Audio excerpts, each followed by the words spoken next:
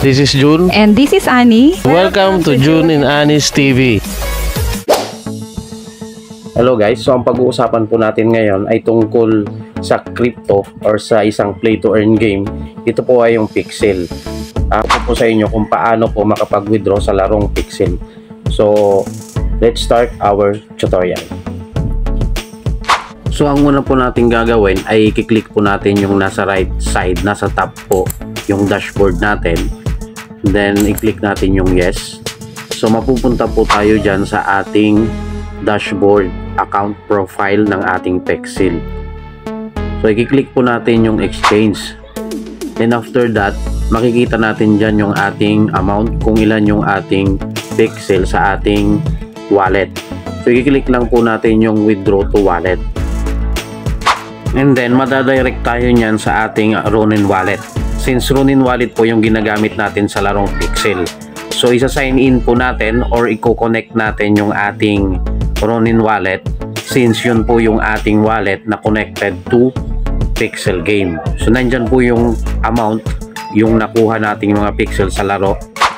And please do take note po na ang minimum withdrawal po natin ng Pixel is 20. So, 20 Pixel po ang pwede nating i-withdraw sa ating wallet na naipon natin sa game. Then i-click na po natin yung withdraw to wallet since nakapag-connect or sync na tayo ng ating wallet sa game. So lalabas po dyan yung total amount ng ating Pixel. So after that, i-click po natin yung max para malagay yung ating total amount na Pixel. Then click natin yung submit.